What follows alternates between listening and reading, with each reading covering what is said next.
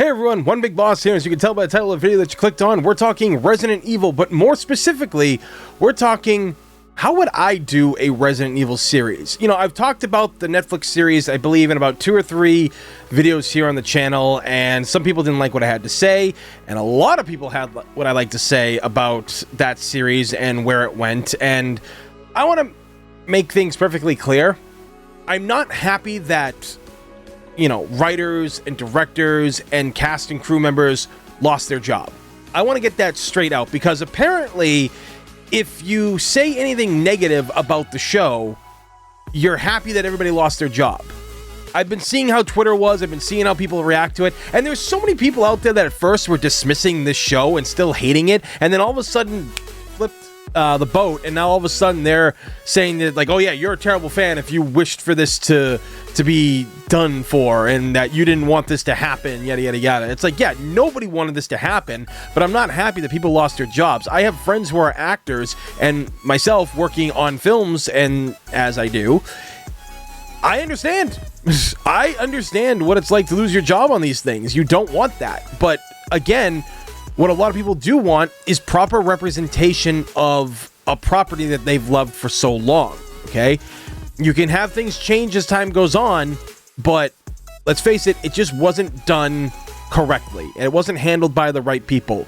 And I kind of felt that way with Welcome to Raccoon City. The idea and what that movie, I almost said show, what that movie tried to bring together was good, but I think if they had more of a budget, a little bit more of a grip on the games and the characters themselves, I think things would have gone better for that movie. Because, you know, again, we all want to see a good adaptation of this series because, let's face it, we don't really have that unless it's the CGI films that have come out that are canon to the games. People have often asked me, especially after those last couple of videos, I got more people asking me, how would I make a Resident Evil series? What would I do differently to make it work? How could I make it succeed if I know everything, as people have said? Look, I don't know everything, but I have a pretty good idea on how to write stories and characters and the things that I've done throughout my life. I get these things. I understand how it's supposed to go and how it's supposed to work. But I would tell you right now, because of how expensive it is to make a TV show, I would not make a live-action series or even live-action Resident Evil movies. So what does that leave me with? Radio drama? I think it's actually kind of time we bring radio dramas back, don't you think? There's got to be a cycle for those, I feel. Anyway, the big thing that I think that could work is anime. Anime would be my #1 choice in order to tell a Resident Evil story, because Resident Evil itself has had 25 years of just expanded lore and characters, and I feel that in the hands of the right people and people who understand what this is supposed to be, we would get a pretty good anime, I feel. And a lot of people are like, well, wait, what would it look like? Who would you have do this? You know, like, well, what would it be about? And I was just like, well, as far as getting people to do it, there's 3 and kind of technically 4 styles that I would love to see used if they did. One would be Gungrave. If you've ever seen Gungrave, you know how good that show can look. It's a really good, very underrated anime. I definitely say that you guys should go and check that out. Next would be Black Lagoon, which I also feel is very underrated. I always tell people, if you like Cowboy Bebop, you're gonna like Black Lagoon, and honestly, I have not been proven wrong yet, because Black Lagoon is absolutely amazing.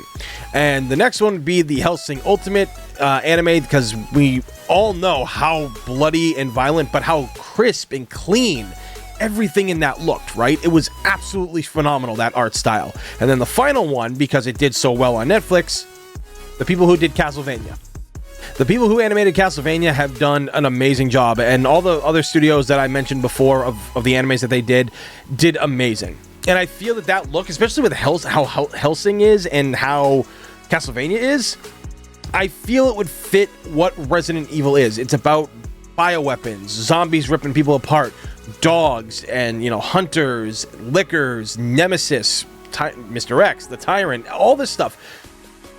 I feel that telling it in an anime form would work so well, right? And a lot of people were also telling me, well, aren't you the guy who's always saying that they can't redo the games into live action of anything of the sorts because it's just a retelling and that's not what you want? And I was like, yeah, no, I don't want an exact retelling of the games, although I wouldn't be opposed to it if we did. But at the same time, there's ways that you can change. Now, I'm not one of those people who said that you can't change a lot of the stuff that happens within the series of the franchise itself, but you can adapt things from multiple sources of Resident Evil, not just the games. And one of the best ways that I can give an example of that are these right here, the Resident Evil S.D. Perry novels. These things are pretty good. I like these. These are good. I don't read a lot of books these days, but I read the holy hell out of these back in the day. And to be honest, it was different. It retained a lot from the video games, but it did things differently enough to make you go, oh, okay, they're not really ruining anything. Nothing's really that bad, right? And these books are just chock full of things that we kind of don't get in the video games. Now, what do I mean by that? We don't really know anything about Jill Valentine, right? Her time before the stars, she was with Delta Force. That's it. And she has ancestry connecting her to Japanese ancestry. Chris Redfield and Claire, all we know is that they lost their family when they were young. He joined the Air Force. Claire is in college. She likes motorcycles. And yeah, that's really all we know. Barry Burton is like, I feel like a bit more fleshed out of a character, but you get what I'm trying to say with this. All the games have characters that have good personalities, and they're very likable and lovable, but we don't know much about their past. Now, later iterations of some games have actually given us a little hint on some things here and there, which is really cool. But the S.D. Perry novels have a lot to go on. I think one of the S.D. Perry novels, if I remember correctly with this one, they actually talk about Chris's buddy Billy, who worked for Umbrella, and he calls Chris and everything. And if you guys remember, Sonny Bauer did like a whole thing on YouTube about that novel that it was based off of, about Billy and Chris going to find him and in all this crazy stuff that was happening in the woods. And you could add to that. That would be this book, and essentially Resident Evil 1 could be your first season, right? Your first season. And it would be absolutely incredible if they did that. I feel because of what exists in those, in those books, you could adapt it, because we haven't seen it in live action. And I was telling other people about this, and they were kind of giving me attitude about it, but they're like, oh, you're just taking from another source. You already know what happens. You already know what's there. Look, a lot of people didn't read these books, and that the story about Billy, not Billy from RE0, but Chris's friend Billy, who worked for Umbrella, that's not known by a lot of people in the Resident Evil community. And you also have to remember, too, a lot of people just got into Resident Evil recently, in the last 5 years, because of Resident Evil 7. And then, obviously, Village brought a lot more people in. I've been meeting people who actually never played a Resident Evil game before they played RE7. And then you also have to remember the people that joined the franchise during RE4 and what happened then. They went back and they played a lot of the older games. And then some joined during 5 and 6, and then others were like in spin-offs. So you get what I'm trying to say. But these books are chock full of ways that characters can be. Again, we could explore Jill a little bit more, because in the S.D. Perry novels, she is the daughter of a cat burglar, and she's a former thief herself, which is kind of awesome. Being a member of Delta Force is great and all, but I think this gives Jill a little bit more of a character to turn her life around, especially when she gets involved with the two little girls who end up actually being, I think, one of the first victims of the cannibal zombie attacks in Raccoon City, Becky and Priscilla. She became friends with them, and so she kind of had a personal stake into finding out who was behind this and who did these to these poor little girls who didn't do anything to anybody. Things like that. The fact that Rebecca is new to the whole team. You can have, episodes dedicated to the teams getting together. You could have Chris and Forrest hanging out at the gun range, hanging out. You could have, the Bravo team hanging out together as well. You could have them showing Rebecca the ropes of the station, have her very kind of like meek and shy. There is so much you can do, and kind of like what they did in the Umbrella Chronicles, the Umbrella Conspiracy. They had Irons and Wesker talking with one another. There's things going on behind the scenes. And you know what? For the hell of it, add Trent. If you don't know who that is in this, he's this mysterious figure that just seems to show up everywhere and gives the team information on stuff that's going to be happening or sends them on dangerous missions. Honestly, it's a really cool concept for the character. And, well, because the S.D. Perry novels never finished, we never got to know really more about Trent, other than what we found out, I think it was Code Veronica or RE0, we found out some stuff about him.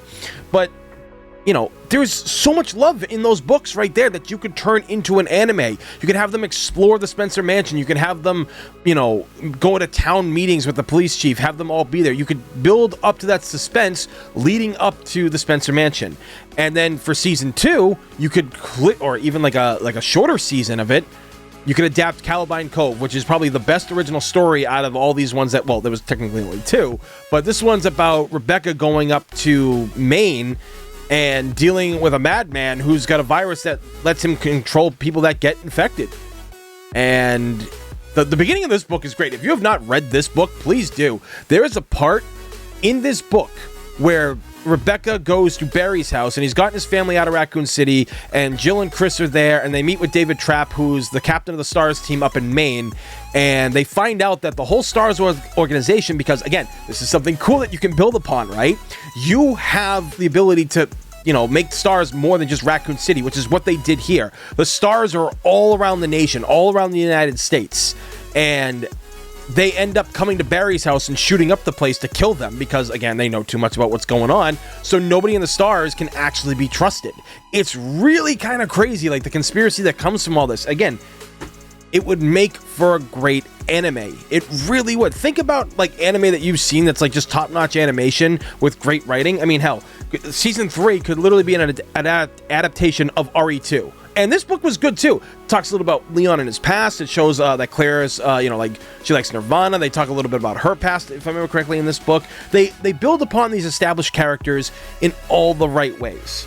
And I think an anime is just the best way to go when it comes right down to it, because you could span this off into multiple seasons. And I mean, maybe you would drop some of them. Maybe you would just kind of go off and not even do like RE5 or RE6, which would be kind of a shame because I really like a lot of the things that happen in RE5 per se. But you could make this multi-seasonal. You could really just work hard, deliver extremely well to the fans, and it would be well received. Again, Castlevania is kind of proof that you don't have to follow the storyline and timelines per se. You can kind of change things up but make it work. I know a lot of people won't agree with me on that, and look, I love myself some Castlevania, okay? But a lot of the stories that are there in that series, it would be kind of hard to adapt normally, I feel, in an anime form, which almost every season would be a different time period, which wouldn't be too bad, but I think they'd want you to like stick with some characters and be used to them instead of just for like 8-9 episodes. Anyway, right then and there, guys, that is my idea for how I would do a Resident Evil series. I would get the best people involved in it. I would get people who actually understand the source material. We would run it by as a team, and we would figure out what would work and what wouldn't, what we could take out, what we would put in. And that's one of the great things about even books like the Nemesis book.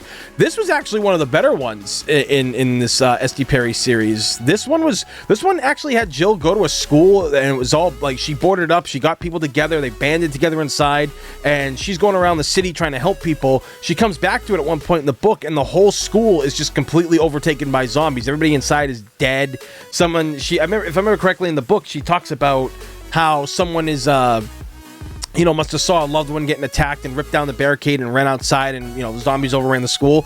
Again, things like that. These books, even the comics that came out of Resident Evil years ago, there was so much you can do to expand upon the characters, and because of the popularity of the remakes, you already got the right actors involved in these franchises to especially play older characters as time went on.